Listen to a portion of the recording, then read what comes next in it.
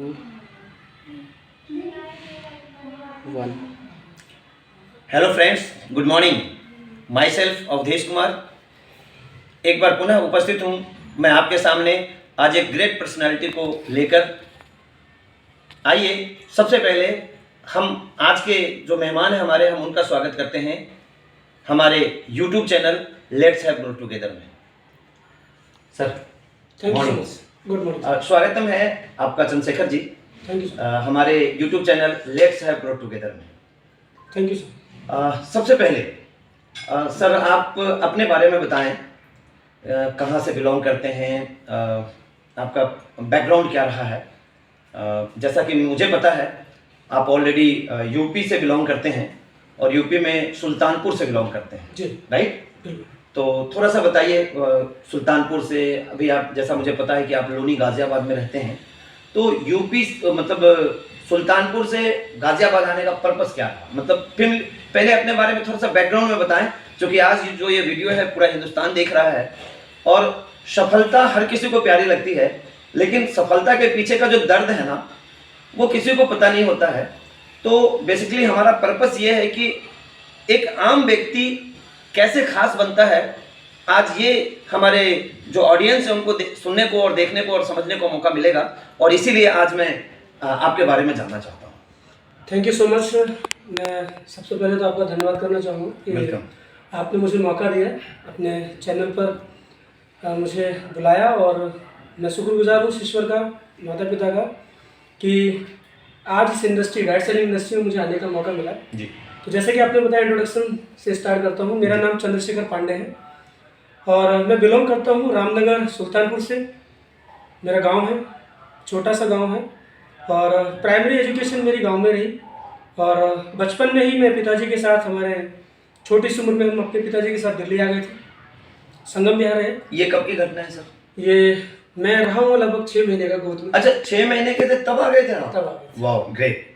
तो उस दौरान पिताजी काम किया करते थे, खलासी में मजदूरी किया करते थे, और हम परिवार में 2 भाई बहन थे, और धीरे धीरे करके दिल्ली में उन्होंने गुजर बसर चालू किया और परिवार बढ़ता चला गया। आज हम 3 भाई 3 बहन हैं, और शहर जैसे जगह में एक गांव से चलकर आने वाले व्यक्ति के लिए आप जान सकते हैं कि उनको खर्चा मेंटेन करना, परिवार को चलाना एक बहुत बड़ी बात होती है।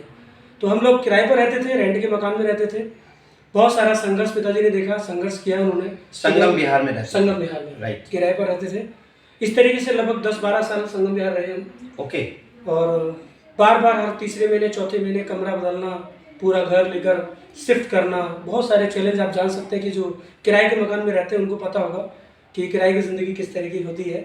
तो सारे चैलेंजेस रहे, और इस दौरान एक शख्स थे जिन्होंने कहा कि अगर आप चाहते हो अपना घर लेना, तो हमारे पिताजी को उन्होंने सलाह दी कि लोनी के अंदर किस्तों पे मकान मिल रहा है, खेत की ज़मीन में, वहाँ आप किस्तों पे मकान, जो किराया भरते हैं उसकी जगह आप किस्तों पे मकान लेते हैं तो आपका अपना घर हो जाएगा, और धीरे धीरे करके आप किराए की ज़िंदगी से छूट सकते हैं। तो माता जी ने फोर्स किया कि नहीं, ठीक सलाह है, घर लेना चाहिए। तो पिताजी ने कहा ठीक है, देखते हैं। लोन लिया, उन्होंने देखा और 100 रुपये बयाना देकर घर लिया, और उस घर में बनाने के लिए पैसा था नहीं इतना सारा। तो आप देखते होंगे जैसे गांव में आप मिट्टी का घर, मिट्टी की दीवारें होती हैं, ऐसी मिट्टी का घर बना के छप्पर डालकर हमने शुरुआत वहाँ पर करी, रहना चालू किया। और कोई बिजली, कोई सुविधा नहीं थी क्षेत्र में, कच्ची बहुत ज़्यादा कॉलोनी रही, लोकेलिटी भी बहुत ज़्यादा डल रही, वहाँ की देहाती क्षेत्र था। तो इस तरीके से 10-12 साल हमने उस कमरे में गुजारा किया। फिर लोनी के अंदर जब, और लगभग 8 से 10 साल तक बिना लाइट के, दिया बत्ती लालटेन में हमने पढ़ाई करी। और इस तरीके से जिंदगी लोनी में आने के बाद भी मतलब गांव वाली जिंदगी आप लोनी में भी बिताने लगे? बिल्कुल सर, 10 साल तक क्षेत्र में लाइट नहीं थी। ओके। गांव जैसी जिंदगी हम बिता रहे थे, लालटेन में और लैंप में पढ़ा करते थे। डिबिया कहते हैं उसको, मिट्टी की तेल से डाल के जलाई जाती है, उसमें हम पढ़ते थे। तो इस तरीके से ज़िंदगी चल रही थी, और एजुकेशन वहीं के सरकारी विद्यालय से मैंने स्टार्ट करी, लोनी इंटर कॉलेज से। और पढ़ाई के साथ साथ धीरे धीरे घर के कुछ जिम्मेदारियां रहीं, घर में बड़ा था, इसकी वजह से जिम्मेदारी को समझा, उस पर काम करना स्टार्ट किया। और मुझे याद है वो दिन कि परिस्थिति इस तरह से बन चुकी थी परिवार में कि पिताजी पे बहुत सारा जिम्मेदारी और कर्ज था, जिसकी वजह से मेरी एजुकेशन बीच में डिस्टर्ब हुई। तो पढ़ाई को लेकर जो है मैं ट्यूशन फीस नहीं भर पा रहा था, और स्कूल की फ़ीस तो आप जानते हैं गवर्नमेंट में कुछ होती नहीं है। तो ट्यूशन टीचर ने मुझे मना किया कि आपको मैं नहीं पढ़ा सकता अगर आप पैसे नहीं देंगे। तो इस चक्कर में मेरे एक कहूँ तो गॉड गिफ्ट माने कि मेरे पास एक गुण था कि घर में जो भी चीज़ें थी वो बनाने का काम मैं करता था, यानी मिस्त्री का काम, चिनाई आप जानते होंगे, राजमिस्त्री का काम। ये आपने सीखा था? ये मैंने सीखा क्या था जी, गॉड गिफ्ट माने कि मेरे पड़ोस में जो भी घर बनाते थे एक मिस्त्री जी थे, तो उनमें उनको देखा करता था और देखते देखते मेरा भी मन किया, रुचि किया, तो मैं अपने घर में किचन है, बाथरूम है, कमरा है, वही तोड़ना, उसको बनाना, तोड़ना बनाना। अच्छा, मतलब आप अपने घर में ये सीखा?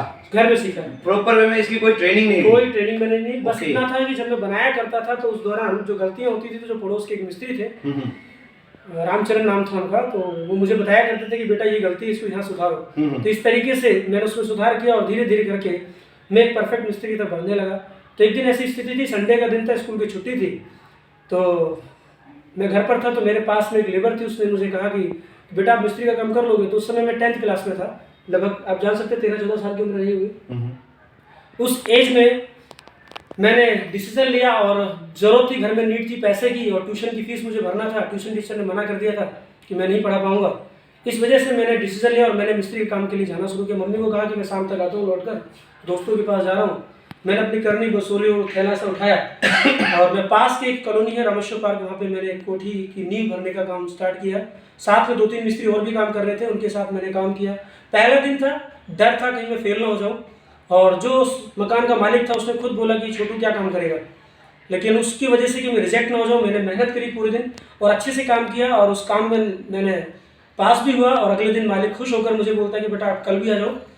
तो इस तरीके से मुझे 2 दिन काम करने का मौका मिला। उस दिन दिहाड़ी 150 रुपये होती थी मिस्त्री की और मेरी ट्यूशन की फीस भी 150 रुपये ही थी। ओके। तो इस तरीके से 2 दिन काम करके मेरा मैथ और इंग्लिश का ट्यूशन फीस मेरा कंप्लीट हुआ। तो मैंने मेहनत करी और पास हुआ। तो जो मकान का मालिक था उसने कहा कि बेटा अगर आप काम करना चाहते हो, मुझे आपका काम पसंद है, तो जब भी आप फ्री हो, स्कूल की छुट्टी हुआ करे, संडे या कोई भी फेस्टिवल, तो मेरा काम है चल रहा है करीब 2-3 साल का, तो काम मुझे लगता है चलेगा, तो आप मेरे यहाँ काम करना। तो मुझे वहाँ से लगन लगी और मैं संडे अपना मिस्त्री का काम मिलता था, मैं वहाँ जाके करता था। इससे मैं अपना ट्यूशन और अपनी पढ़ाई मैंने स्टार्ट करी। मतलब पहली बार चंद्रशेखर जी आपने 350 रुपया, जी है ना, 350 रुपया 2 दिन की दिहाड़ी करी। हाँ। और 350 रुपया आपने मतलब वहाँ से मिला। मतलब 150 रुपये के हिसाब से 300 रुपये बनता है, लेकिन 50 रुपये मुझे कॉम्प्लीमेंट देनी है, वो मुझे बहुत मोटिवेट किया।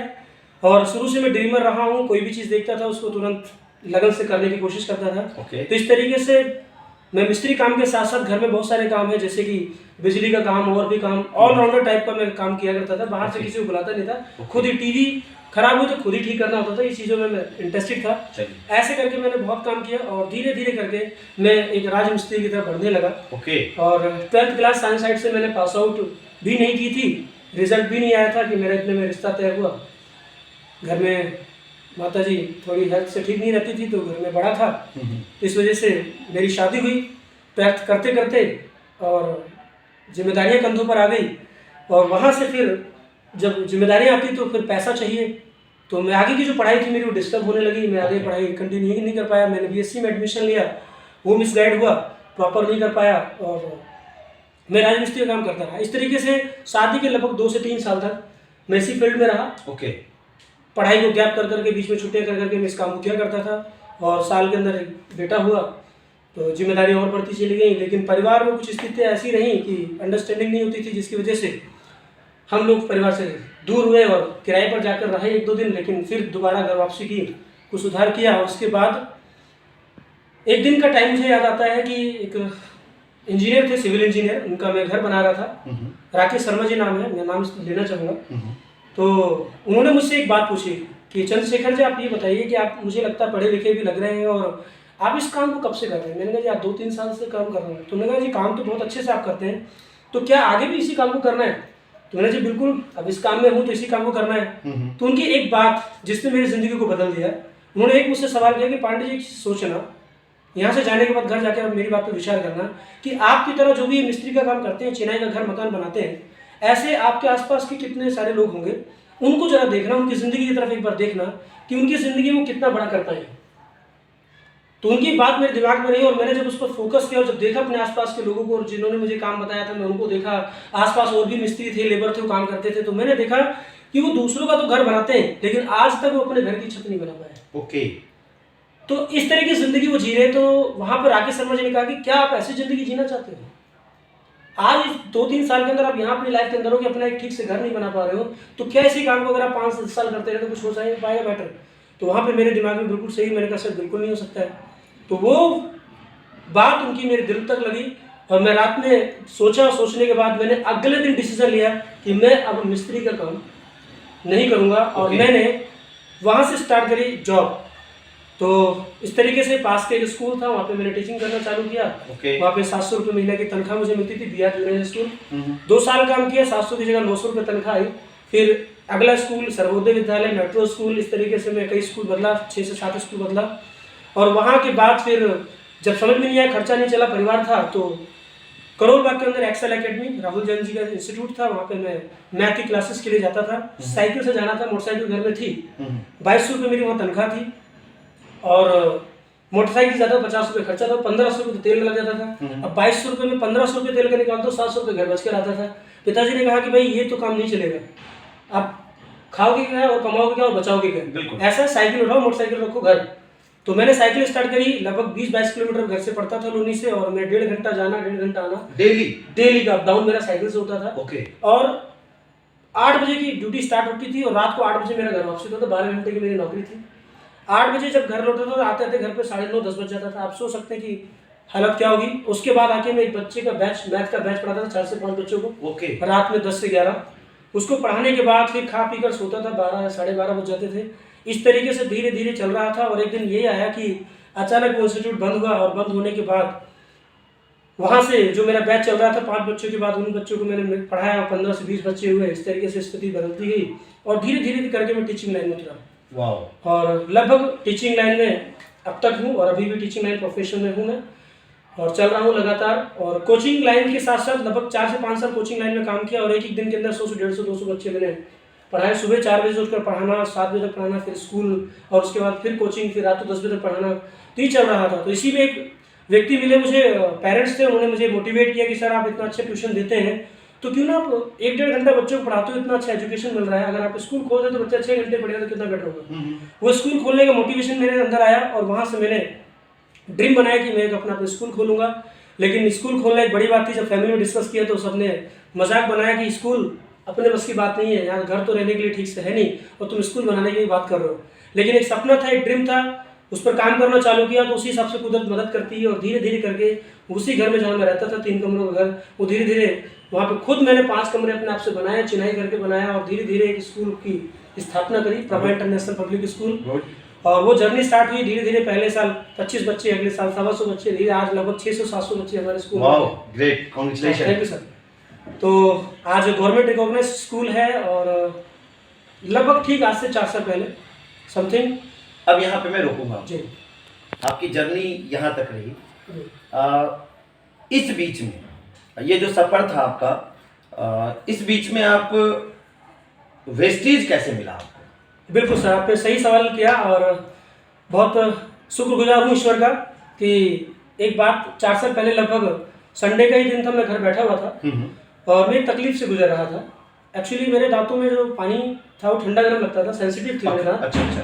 तो जिसे पायरिया आप कह सकते हैं। तो उसको लेकर मैं बहुत परेशान था, लगभग 2 से 3 साल से परेशान था। और हमारे पास में एक क्लिनिक है, वर्मा डेंटल क्लिनिक। ओके। तो वहाँ से हफ्ते में 10 दिन 15 दिन के अंदर ट्रीटमेंट लेना, दवाइयाँ लेना, नए नए पेस्ट बदलना, सेंसोडाइन 150-200 तक के पेस्ट मैंने किए। करो तो फिर आराम, फिर उसके बाद फिर वही हालत हो जाती थी।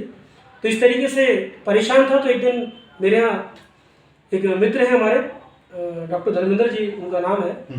तो संडे का दिन था, मेरे पास आए, बैठे, उन्होंने बातचीत के दौरान 2 गिलास पानी उनके लिए आया, मेरे लिए आया। तो पानी तो पी गए एक बार में और मेरे से वो पानी पिया नहीं गया। मैं चाय की तरह पानी पी रहा था धीरे धीरे, क्योंकि पानी ठंडा लग रहा था।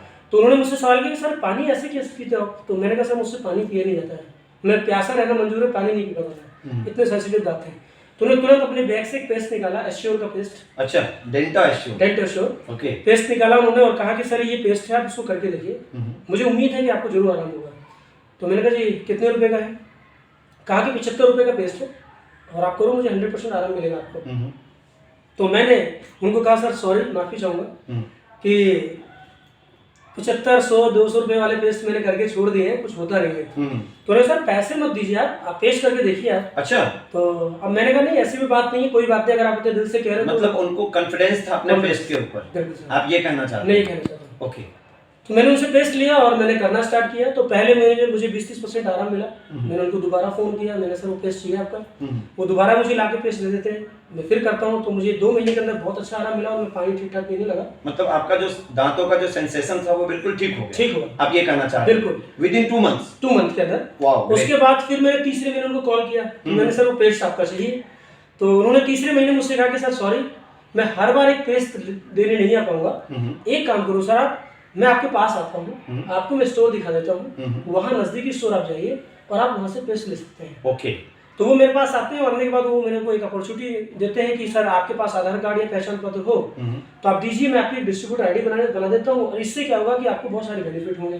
तो जैसे उन्होंने डिस्ट्रीब्यूटर बनने की बात मुझसे करी, उन्होंने तुरंत मैंने कहा सर सॉरी, मुझे कोई डिस्ट्रीब्यूटर बनना नहीं है। ऑलरेडी डिस्ट्रीब्यूटर बनने का मतलब है इन्वेस्टमेंट करना और टाइम अपना लगा रहा हूँ, मेरे पास टाइम नहीं है। 4 बजे से लेकर रात को 10 बजे तक काम करता हूँ, नॉन स्टॉप तो फ्री हूँ नहीं। तो मुझे आप पेस्ट ला के देते रहो, मुझे इतना ही चाहिए। क्या सर आपको कोई इन्वेस्टमेंट नहीं करना, बिल्कुल फ्री आपकी डिस्ट्रीब्यूटर आईडी बनेगी।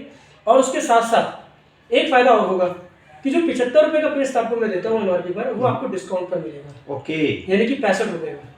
तो देखो जी, मैं तो एक ही बात कहता हूँ कि 10 रुपये कोई बड़ी चीज़ तो नहीं थी डिस्काउंट, लेकिन आप सभी जानते हैं कि अगर बाजार में सब्जी लेने जाओ, अगर सब्जी वाला धनिया मिर्च फ्री दे दे, है 5 या 10 रुपए की चीज, तो अगली बार सब्जी लेने कहाँ जाएंगे? उसी जहाँ से फ्री मिला वहीं जाएंगे। Of course. तो वो 10 रुपए का जो बेनिफिट था, मैंने कहा कोई बात नहीं, फ्री आईडी है, लगा दो आप, कोई दिक्कत नहीं। अब मैंने आईडी लगाया और वो उनके साथ में स्टोर गया। स्टोर जब गया तो वहाँ बहुत सारे प्रोडक्ट मैंने देखे। तो वहाँ उन्होंने बताया कि सर हमारी चाय बहुत अच्छी है और हेयर ऑयल, शैम्पू, बहुत सारी डेली नीड की चीज़ें हैं। एक काम करो सर, आप कुछ और प्रोडक्ट लीजिए। तो मुझे विश्वास था प्रोडक्ट के ऊपर, तो मैंने इस तरीके से करीब 1200 रुपये तक का घर का सामान। एक सेकेंड रुकूंगा जी। अभी आपने एक बहुत अच्छा शब्द बोला, विश्वास था प्रोडक्ट के ऊपर।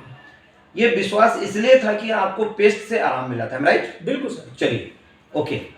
तो वहां से मैंने अपनी 1200 रुपये प्रोडक्ट परचेज करके आईडी ग्रीन की। और ग्रीन क्या होता है मुझे नहीं मालूम, मैं तो एज ए यूजर वेस्टेज में आया, मैं तो अपने जब तो सामान ले रहा था। इस तरीके से मेरी आईडी स्टार्ट हुई वहां से सर। और स्टार्ट होने के बाद पहले महीने 1-2 लोग थे मेरे आसपास के लोग जिनको दिक्कतें थी इस टाइप की, तो मैंने उनको सर से मिलाया था, तो उन्होंने उनकी भी आईडी बनाकर और मेरे ग्रुप में आईडी लगा दी थी। ओके। तो इस तरीके से मैं तो इतना एक्टिव नहीं था, ना फोकस था, लेकिन वो जो 1-2 लोग थे वो थोड़ा उनकी कनेक्टिविटी में रहे, उन्होंने कुछ वर्क किया। मेरा फास्ट स्टार्ट पहले महीना। अच्छा, अरे मुबारक हो, कांग्रेचुलेशन। पहले महीने फास्ट स्टार्ट 8%। जी। ओके। तो 282 पीवी हुआ।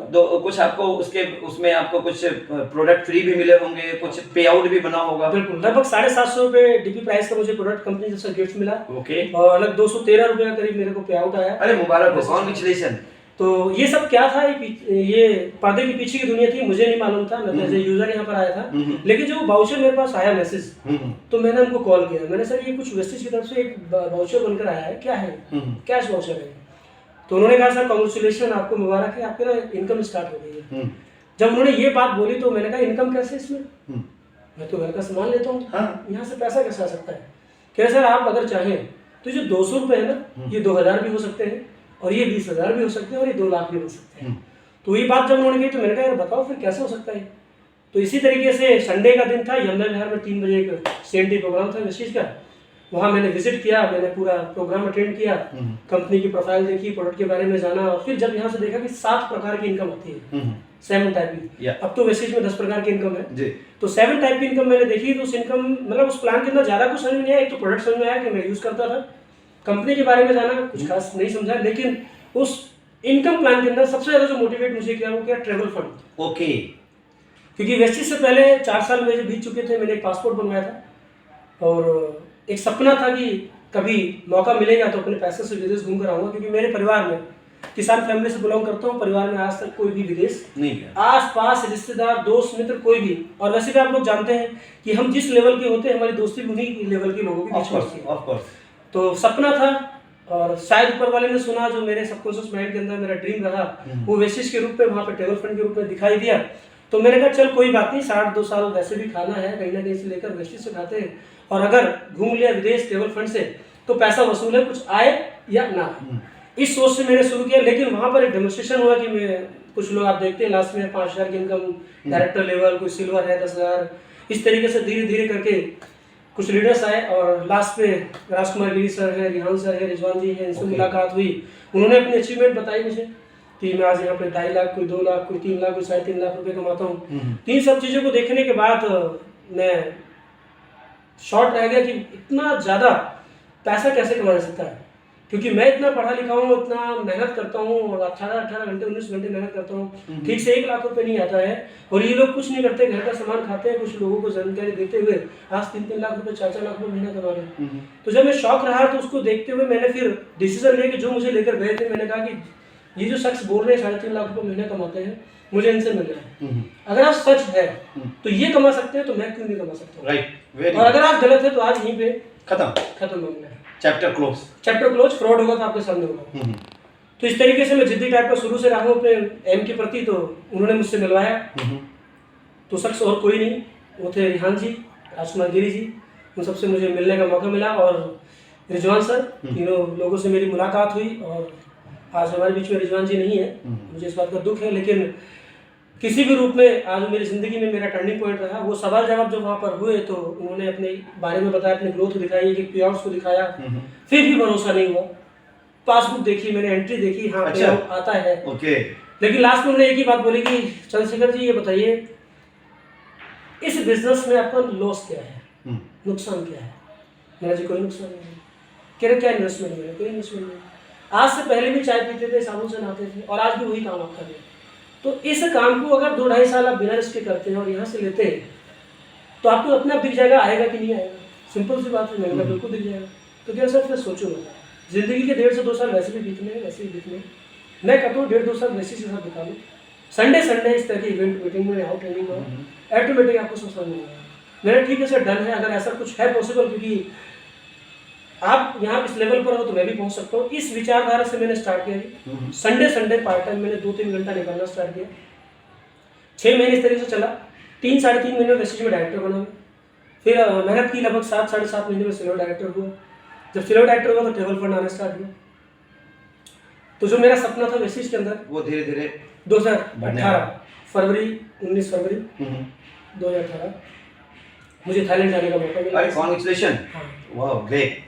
और 9 फरवरी को कॉल आई कि सर आपका वीज़ा क्लियर है और आप विदेश जा सकते हैं, कांग्रेचुलेशन आपको। मुझे विश्वास नहीं हुआ। मैंने बार बार बोला कि सर देख लो, चेक करो मेरी ही आईडी है कि नहीं। सर नहीं, आप ही की आईडी है।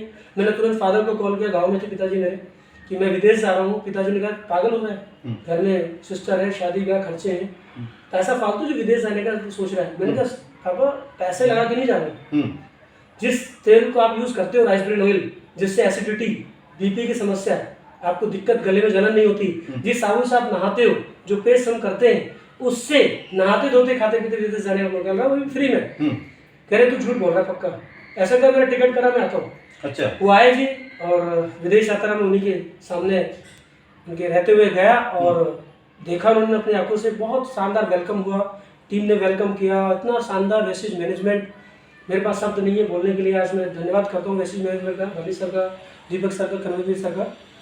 साथ रहे विदेश यात्रा में, हमारे साथ बस गई, एयरपोर्ट तक उतारा, फिर जर्नी स्टार्ट हुई। पहली बार विदेश की धरती पे उतरा, क्या वेलकम था सर। वो लग्जरी होटल, ढाबे पे जिंदगी बीती खाते हुए, 5 स्टार होटल में रहे, वो बेडरूम, वो घर, वो रूम्स, एक अलग बात है। स्टोरी बहुत लंबी है। 1 मिनट के लिए रोकूंगा।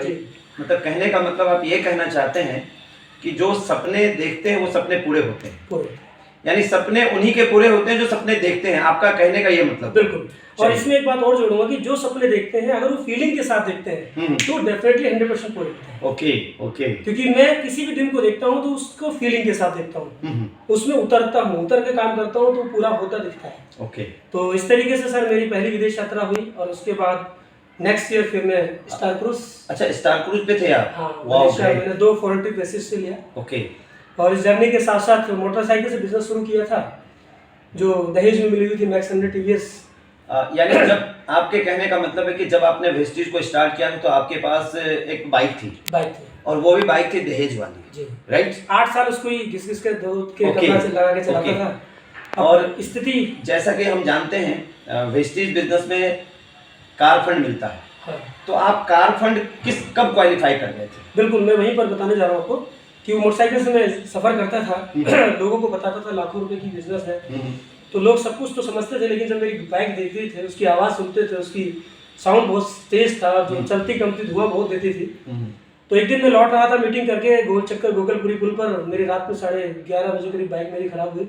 मैं पैदल उसको लेकर आया नहर तक, कोई दुकान नहीं खुली हुई थी, पसीने छूट गए, दिमाग मेरा खराब हुआ। मैंने कहा आज के बाद ज़िंदगी में यार ऐसी कोई ज़िंदगी भी जी रहे हम लोग, अब कुछ भी करना है विशिष्ट में स्टाइल का लेवल लेना है, कारपेट से गाड़ी लेनी है। उस दिन मैंने डिसाइड किया, और डिसाइड करने के बाद फिर मैंने अपने अप्लायंस से मिला कि सर मुझे बताओ कैसे कार आएगी।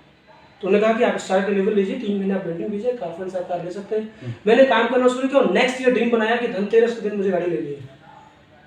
काम करना शुरू किया, मेहनत करना शुरू किया, और जैसा सोचा सर, 5 दिन पहले धनतेरस के दिन गाड़ी लेने के लिए मुझे बुकिंग कराने गया, तो कोई कार नहीं थी, वेटिंग में सारी गाड़ियाँ थी। धनतेरस के दिन मुझे गाड़ी नहीं मिल रही थी, लेकिन सपोजल माइंड के अंदर था मुझे गाड़ी लेनी है। मैंने कहा कुछ भी हो जैसा मुझे गाड़ी चाहिए तो चाहिए, आप नहीं तो मैं कहीं और। मैं कई जगह गया, लास्ट में मेरे पास कॉल आती है धनतेरस से एक दिन पहले कि सर एक गाड़ी है, और जो आप लेकर गए थे वही गाड़ी है, एक ही गाड़ी, अगर आप चाहते तो ऑर्डर बुक कर सकते हैं। मैंने तुरंत उसको बुक किया। बुक करने के बाद धनतेरस को मेरी पहली ड्रीम कार टाटा की टियागो। ये कब? ये 2018 में। चलिए, congratulation, thank you so much sir. और वहाँ से मैंने पहली गाड़ी अचीव की, बहुत खुशी घर में रही और पूरा परिवार खुश रहा, अच्छा लगा। फैमिली को लेकर हम घूमने गए, दर्शन किए हमने, और पूरा परिवार खुश रहा। मैं वो दिन भूल नहीं सकता हूँ अपना।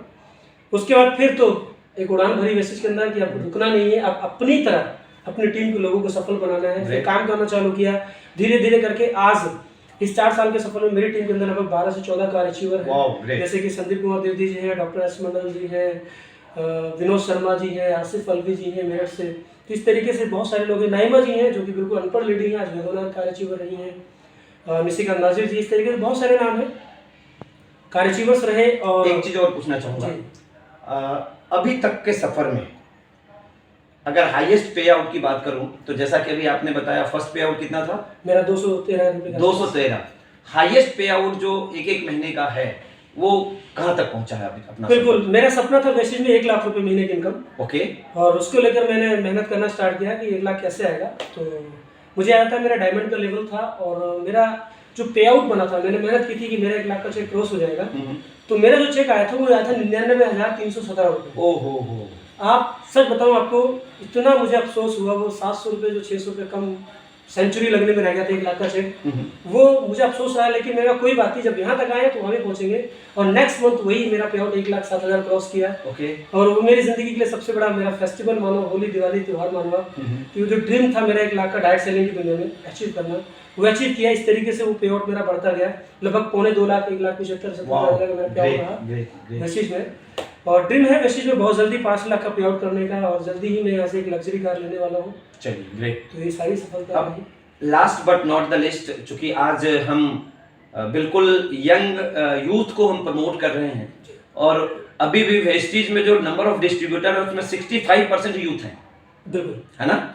तो ये जो वीडियोस आपके देख रहे हैं, अभी जो कोरोना चला 2 साल 1.5 साल, बिल्कुल सब लोगों की नौकरी चली गई, जो लोग रोजगार थे वो बेरोजगार हो गए। तो वैसे लोगों के लिए एक last but not the list एक मैसेज जरूर, पूरा इंडिया देख रहा है हमारे इस वीडियो को, आपके इस वीडियो को, तो एक सटीक लाइन का मैसेज आज के यूथ के लिए। बिल्कुल ठीक कहा सर आपने। मैं अगर सारी बातों को अगर एक जगह में कहना चाहूँ तो मैं एक ही बात बोलूँगा, सबसे पहले सपने देखना स्टार्ट करें। ग्रेट। क्योंकि अगर हम सपने नहीं देखते हैं तो सर हम जिंदगी में कुछ कर नहीं सकते हैं। और जब भी आपका कोई ड्रीम और सपना आप देखते हैं तो सपने के लिए एक्शन करो, एक्शन मोड में काम करो। ये 2 बातें हैं, सपना देखना, उस पर काम करना। आप किसी भी बड़े सपने को अचीव कर सकते हैं। और दूसरी बात मैं कहना चाहूँगा कि आप अगर आज भी नहीं समझ पा रहे हैं तो आप एक सोच, एक विचार करके अपने माइंड के अंदर देखिए कि जिस काम में, जिस प्रोफेशन में आज आप हैं, आप नौकरी कर रहे हैं, बिजनेस कर रहे हैं, कोई भी काम में आप हैं, आप देखिए कि अगर आप उस काम में 5 या 10 साल से हैं तो क्या आज आपके वो सपने पूरे हो चुके जो आप चाहते हैं, यानी कि एक अच्छा घर, लग्जरी गाड़ी, विदेश यात्रा, लाखों रुपए की इनकम। अगर आज भी उस काम को करके आप अचीव नहीं कर पाएंगे तो क्या गारंटी है कि उसी काम को आप 5-10 साल और करेंगे तो मिल सकता है? डेफिनेटली आंसर आपका नो होगा। तो मैं ये कहना चाहूँगा कि आप अपने काम के साथ साथ अगर आप सपने पूरा करना चाहते हैं तो पार्ट टाइम ही सही, डायरेक्ट सेलिंग एक बड़ी अपॉर्चुनिटी है, इसको आप चुनाव कीजिए, चूज कीजिए और पार्ट टाइम में इसको स्टार्ट कीजिए। आज नहीं तो कल, 2 से 3 साल, 5 साल के अंदर वो सभी सपने पूरे हो सकते हैं जो आप चाहते हैं। चलिए, सुना फ्रेंड्स आपने, ये बहुत बड़ा लेसन है। जो बात अभी चंद्रशेखर जी ने बताया उस पर अमल कीजिए और अपने भविष्य को डायरेक्ट सेलिंग के हाथों एक बुलंदी पर पहुंचाइए। सर थैंक यू, आपने बहुत कीमती समय निकाला। आप लास्ट में एक बात और बोलना चाहूँगा कि मैं टीचिंग लाइन में लगभग 12-14 साल से काम कर रहा हूँ सर, और जिस प्रोफेशन में मैंने रात दिन दिया और आज 1.5 साल से इस पेंडेमिक टाइम में, कोरोना के टाइम पर वो प्रोफेशन मेरा जीरो रहा। ओके, आपको मालूम है एजुकेशन डिपार्टमेंट स्कूल कोचिंग बंद रहे, बिल्कुल। यानी कि जिस प्रोफेशन में मैंने अपनी जिंदगी दी वहां पे मेरी इनकम जीरो थी। आप सोच सकते हैं टीचर जहां से इनकम नहीं आ रही है वो क्या काम करेगा 1.5 साल? क्या सब्जी बेचेगा, बर्गर की ठेली लगाएगा? लेकिन थैंक गॉड ईश्वर का कि वो दांतों में जो दर्द दिया उसको मालूम था इस व्यक्ति की जिंदगी में इतना संघर्ष करता है, एक ना एक दिन ऐसी स्थिति बनेगी तो इसके लिए क्या काम आएगा। वो दर्द मुझे वेसिस दिया और आज मैं थैंक्स करना चाहता हूँ वेसिस मैनेजमेंट का कि आज इन 1.5 साल के अंदर मुझे कोई दिक्कत, कोई चैलेंज नहीं आया और मैं हर महीने एक शानदार पैसिव इनकम लेता रहा और अपनी सारी ज़रूरतें, अपने सपनों को पूरा करता रहा। इसीलिए दोस्तों डायरेक्ट सेलिंग करनी चाहिए। ग्रेट ग्रेट, सुना आपने फ्रेंड्स। तो आइए हमारे कंधे से कंधे मिलाइए और अपने जिंदगी के सारे ड्रीम को पूरे करिए। इन्हीं बातों के साथ thank you, wish you wealth. Thank you so much, wish you wealth.